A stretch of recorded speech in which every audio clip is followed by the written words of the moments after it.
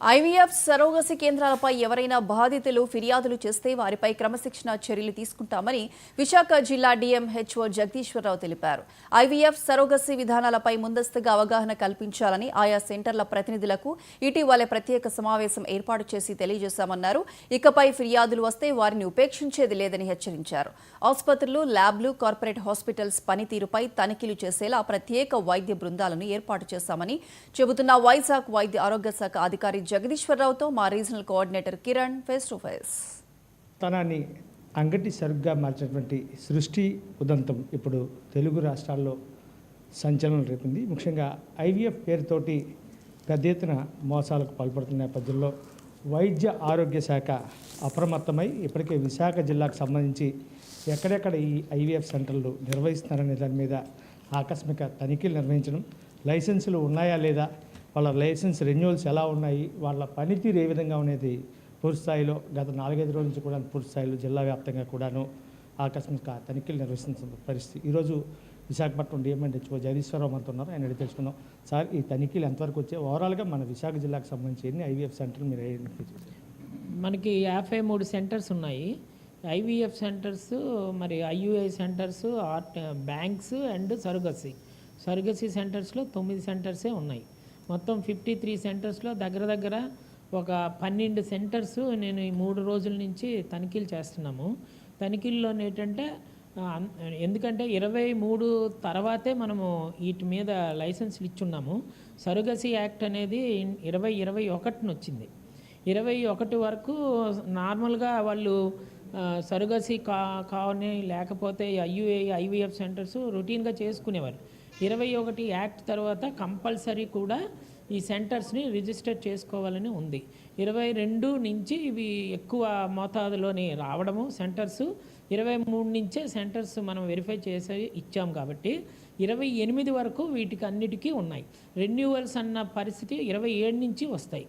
అయితే మనకి ఈ సెంటర్స్లో దగ్గర నేను 11 సెంటర్స్ చూసిన వాటిలో మరి వాళ్ళు చెప్తున్న ప్రకారంగా అన్నీ కరెక్ట్గానే ఉన్నాయి, కానీ రేట్స్ని అయితే డిస్ప్లే చేయట్లేదు.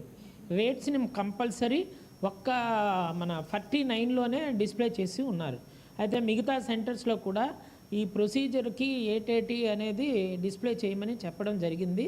అలాగే మొన్నటి సోమవారము మీటింగ్ పెట్టి మొత్తము 53 సెంటర్స్ని పిలిపించి ఇటువంటి అనాథరైజ్డ్ పనులు చేయడం కానీ యాజ్ పర్ రూల్ కాకుండా వ్యతిరేకంగా చేసే వాటికి కూడా సీజ్ చేయడం జరుగుతుంది అని చెప్పి మనం ఫిజికల్ మీటింగ్ పెట్టడం జరిగింది.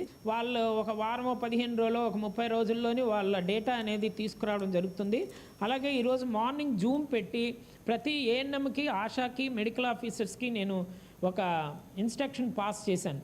వాళ్ళ పరిధిలో ఉన్న ఏరియాస్ని కొత్త క్లినిక్స్ వెలుస్తున్నా, లేకపోతే బోర్డులు లేకుండా ఎవరైనా ట్రీట్మెంట్స్ జరుపుతున్నా, లేకపోతే వాళ్ళ దృష్టిలోకి ఎస్పెషల్లీ ఆశా ఏఎన్ఎంస్ ఇంటింటి సర్వేలు వెళ్తుంటారు కాబట్టి అపార్ట్మెంట్స్లోని కొద్దిగా వీటిని టార్గెట్ చేసుకొని ఏమైనా అలాంటి ఇన్ఫర్మేషన్ ఉంటే ముందే మాకు తెలియపరచండి అని చెప్పి మార్నింగ్ జూమ్లో కూడా మనం చెప్పడం జరిగింది. పర్టికులర్గా ఇప్పుడు మనం చూసుకుంటే ప్రైవేట్ క్లినిక్స్ కావచ్చు, లేదంటే testing laboratories, blood samples collect చేసి వీళ్ళెవరూ కూడా పూర్తిగా ఆథరైజ్డ్గా లేని పరిస్థితి ఉంది. ఈరోజు వైజాగ్లో నెంబర్ ఆఫ్ యూనిట్స్ అలాగున్నాయి. వాటి మీద ఎందుకు ఎప్పుడు కూడా మీరు రైడింగ్ చేసినటువంటి దాఖలాలు లేవు? రీడింగ్ అంటే మనము ప్రతి సెంటర్ని కూడా మన డెమో గారు వాళ్ళు వెళ్తుంటారు. ప్రతి సెంటర్ మన డిఎంఎండ్హెచ్ఓగా బోల్డ్ అదర్ యాక్టివిటీస్ కూడా ఉండడం వల్ల ఆ బిజీ వల్ల కొన్ని వెళ్ళలేకపోయాం, కానీ ఈ హాస్పిటల్స్ అయితే మనం విజిట్ చేస్తున్నాము. అలాగే ల్యాబ్స్ కూడా మెయిన్ ల్యాబ్స్, పెద్ద ల్యాబ్స్ విజయ మెడికల్ కానీ, విజయ డయాగ్నోస్టిక్స్, ఇలాగ చైతన్య, కొన్ని ల్యాబ్స్ మాత్రము వెళ్ళడం అయితే జరిగింది. లయా 1. పర్టికులర్గా ఈ చిన్న ల్యాబ్స్ కూడా పెద్ద బిజినెస్ చేసుకునే పరిస్థితి. ఈరోజు బ్లడ్ శాంపిల్స్ కావచ్చు, లేకపోతే ఇతరత్ర శాంపిల్స్ అన్నీ కలెక్ట్ చేసి మీరు ఇందాక చెప్పినట్టుగా విజయ ల్యాబ్స్ కానీ వాటికి పంపించే పరిస్థితి కూడా ఉంది. అలాగే బ్లడ్ శాంపిల్స్ కలెక్ట్ చేసే వాళ్ళకి మినిమం క్వాలిఫికేషన్ కూడా లేనటువంటి స్టాఫ్ అక్కడ ఉంటున్న పరిస్థితి. మరి ఎందుకని రైడ్ చేయలేకపోతున్నారు వాళ్ళ మీద? అలాగా సర్టిఫికేటే మేము ఇవ్వమండి. ఆ ల్యాబ్స్కి అసలు క్వాలిఫైడ్ ల్యాబ్ టెక్నీషియన్ లేకపోతే అసలు మేము రిజిస్ట్రేషనే ఇవ్వము. అలాంటివి ఏమైనా ఉంటే మీ దృష్టిగాని వస్తే మాకు చెప్తే వాళ్ళని వెంటనే రైడ్ చేసి వెంటనే స్టాప్ చేయించేస్తాం.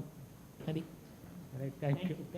ఇది ప్రస్తుతం మనం చూసుకున్నట్లయితే డిఎంఎన్హెచ్ఓ గారు చెప్పిన బట్టి ఇప్పటికే మనం ఏదైతే సృష్టి ఉదంతం నేపథ్యంలో విశాఖపట్నం నుండి 53-54 కేంద్రాలు సుమారు ఉన్నట్టు వీళ్ళందరితో కూడా ఫిజికల్గా ఒక మీటింగ్ని కూడా కండక్ట్ చేసి పూర్తిస్థాయి హెచ్చరికలు జారీ చేసామని చెప్పి ఇంకో పక్క ఏదైతే విశాఖపట్నంలో ఉన్నటువంటి హాస్పిటల్స్ అన్నిటి మీదను సర్ప్రైజ్ విజిట్స్ ఇక్కడ నుంచి ఖచ్చితంగా చేసి అన్ని చర్యలు కూడా తీసుకుందామని చెప్పి ఎక్కడైనా సరే నిబంధనలకు విరుద్ధంగా హాస్పిటల్స్ కానీ రన్ అయితే మాత్రం వాటి మీద చర్యలు ఉంటాయని చెప్పి డిఎంఎన్హెచ్ఓ జగదీశ్వరరావు చెప్పిన పరిస్థితి.